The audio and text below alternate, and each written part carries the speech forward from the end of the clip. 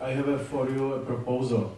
If you are interested to know more about this system which we operate in Czech Republic, or if you want to see it in the real operation, please come to Prague, let us to know, and we will bring you to the CAP, and you can write on the CAP and see the benefits.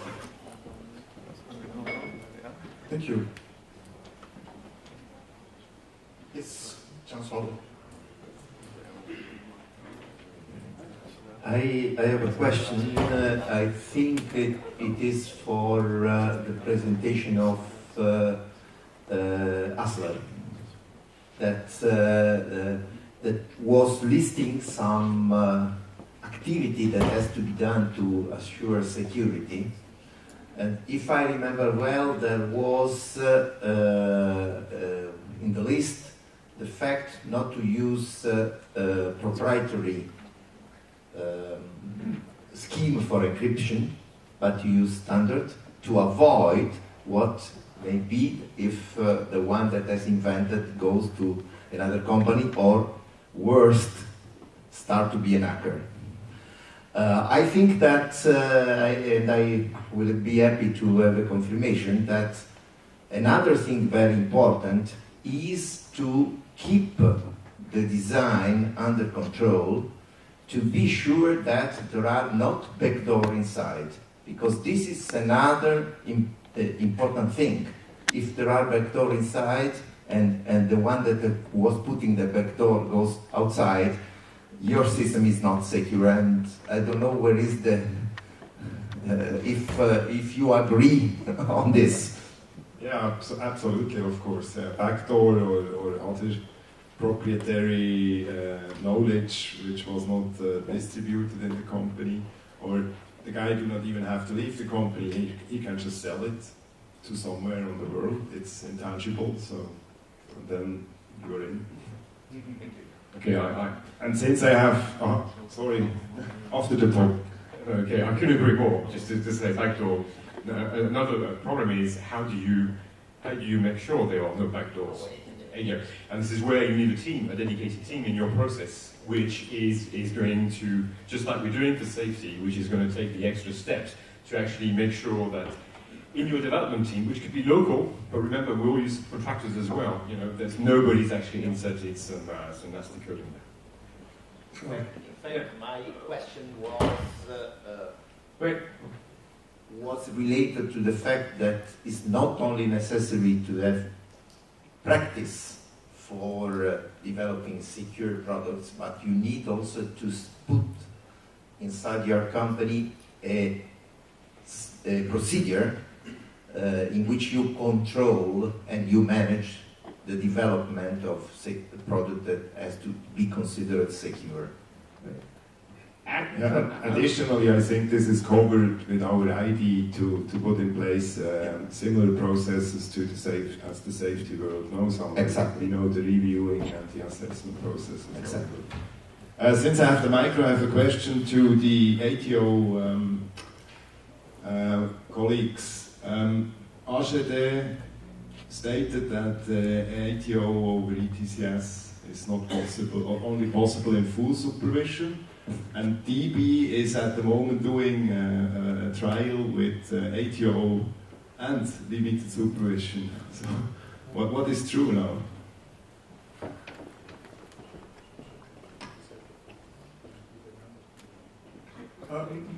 It is not exactly as you said. The ATO work group in Now Shift to Rail has a position that ATO should be used only if the ETCS is in full supervision or in special. They only said that the thing that they will provide, if you would use the subsets from the Shift to Rail, so they only said, and I asked specifically in London, the Shift to Rail solution only works on ATO, on full supervision ETCS, but there will be other solutions, but it will not be the Shift to Rail solution for ATO in limited supervision, ATB, etc. So basically, if you want to have the interoperable, nice Shift to Rail, ATO from ETCS, the best and greatest new thing, it only works on field supervision. All the other stuff will work in other circumstances. Yes, and users, as owners of vehicles, want to have, if the ATO is already installed on the vehicle, so why not to use it also on other lines? And it is also our approach. No, Our but- ATO is able to run also on the tracks without any ATP. But the shift wheel part will not. Yes, For so specific statements. maybe Jan, you're correct. So shift to rail, just focusing in ATO or ETCS, and I'm talking today as a representative of shift to rail. So, so there are other projects in DB Cargo, for example, yard management, which is outside of shift to rail. There we talk about having ATO with other systems because, to be frankly or honest, in yard it's a closed system for us, and ETCS is too expensive, and we can use other systems that are simpler and way cheaper. We have a better control. But in the shift to rail context in IP2 and IP5, it's ATO or ETCS, and it will be not changed. So you're right. There is also exactly, then it's a formal political statement that it shall be only available with full supervision, but of course suppliers and operators implement other solutions as well. And also ERA requests to have it available on lines not equipped with ETCS or rolling stock not having ETCS. And But the- you're right, the framework in Shift to Rail, the budget of Shift to Rail is allocated just to do the testing and make the framework ready for ATO over ETCS. But everyone wants to have it also on the rest. And the CDR requirement, the formal CDR requirement, that it operates on all subsystems, but ShiftRail doesn't support that. I think we are already busy enough to make the development and shift to rail with ETCS. If we consider all the others, I think it's complex enough at the moment, so we should limit it, to be honest. And we are happy if we fulfill this requirement. Good morning, everybody. I'm Monsieur Yves from Aegis Rail, which is an engineering company in France. I have a question related to the main subject discussed this morning and yesterday about security. People said that even on ETCS protocol, it's easy to get inside and to make cyber attacks. Do you know if somebody has already made a sort of list of known attacks on our European systems?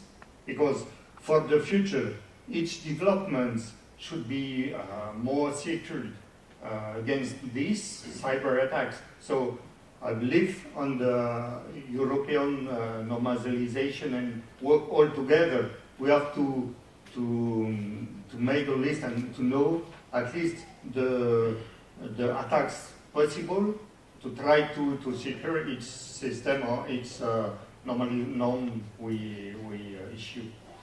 If anybody can answer me, it would be great. Thank you. Hello, François Swan from Alstom. What we have today is mostly a triple desk that is used between onboard and trackside.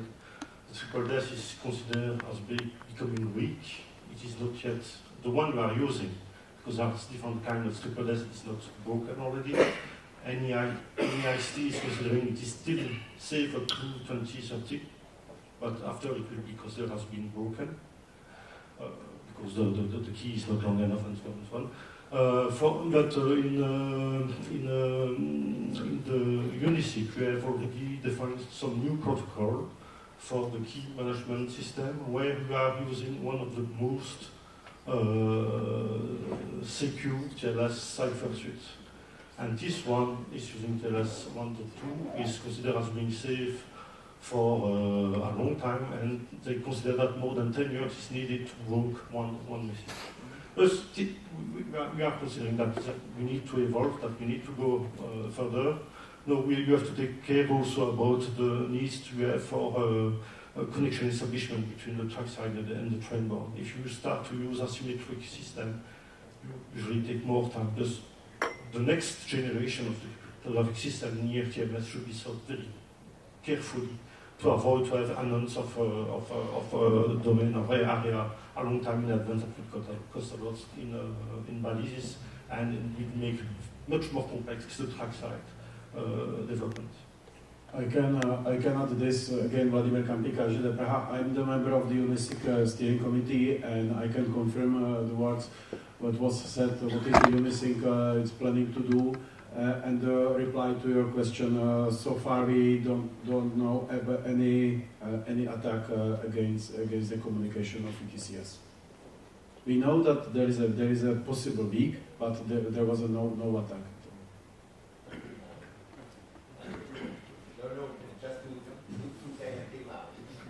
I have a different question to Mr. Harsman. You focused mainly on the technical stuff in your presentation. While in the other presentation they said, well, it's mainly human factors, it's our people from the inside that do most of the tax or negligence.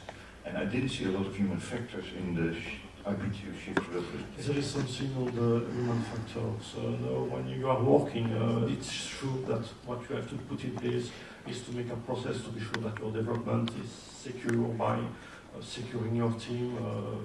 There are some job for the human resources to check what are the reliability or the liability of the people who are working for you. This was quite hidden by the security by design. When you speak about security by design, you will speak about process for development, installation, maintenance, and this will be included in this. But this was not because my main thing is that probably the maintenance people and the operators will be the weakest link and not the developers. Obviously, but when we speak about security by design, we have behind all the processes, mainly process related. It was not obvious, but this is what it is hidden behind.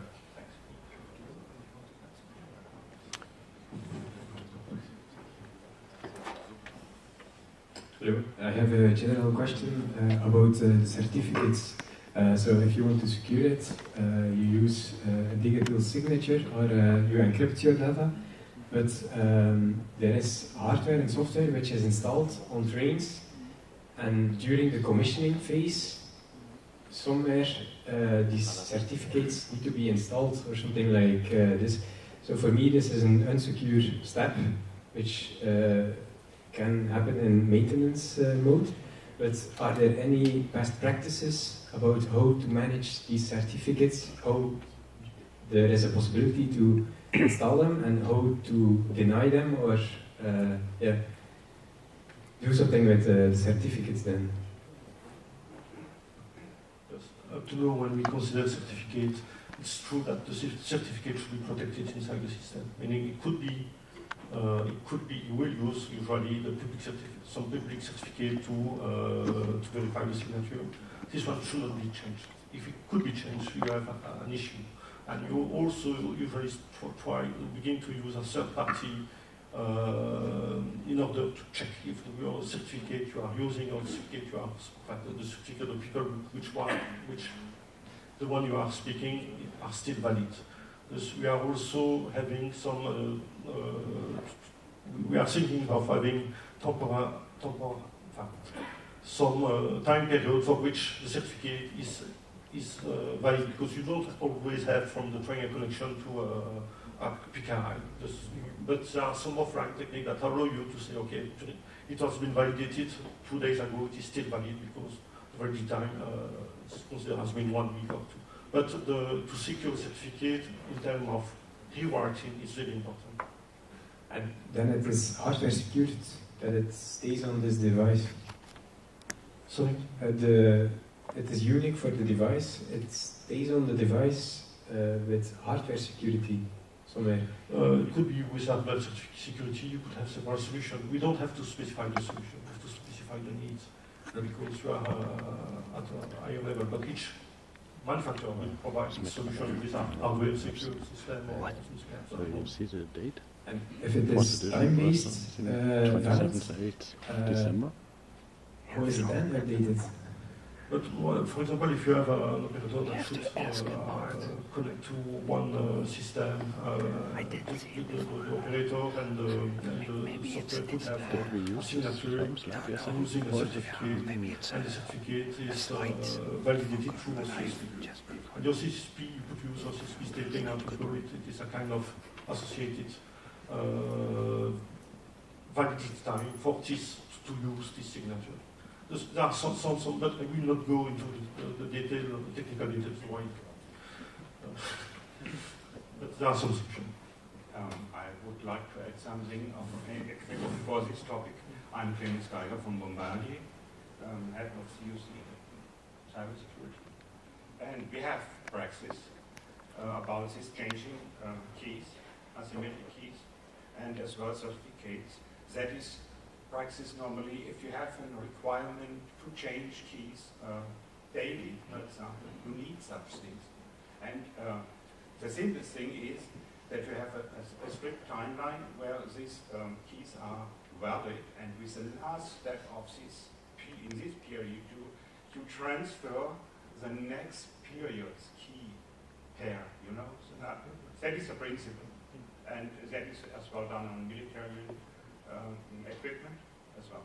And another issue is, yes, we spoke a lot about cybersecurity, but it comes up now partly that we have maybe backdoors, that we have maybe not a secure development process, and it is not clear to have that transfer. And can we trust all employees?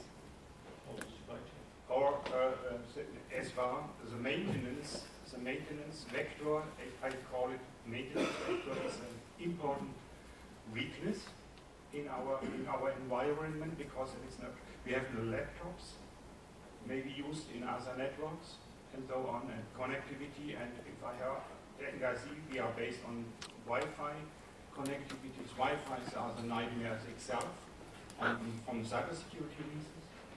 I can speak a lot about that. The thing is, we need, I think, we have to add in a functionality to check the integrity of the systems independently from the maintenance activity. At the end, maybe during every power on of a train, checking what kind of software version based on credentials, not only on a version number or something like that. You can hack binaries, honestly to say. You can add on backpacks into a binary stream or so, but on the source level, it is known in Uniper and other manufacturers of switches and so on. Identify the problem is, can you capture that with a manual reviewing all? There is a problem. It's a serious problem to have the integrity of the software, because you can forget all segmentation, all firewalls and so on, if the software is not in the way it should be. Well, that's one way to look at it. The other thing is the operator wants to have independent maintenance parties, and they're now certified by Europe.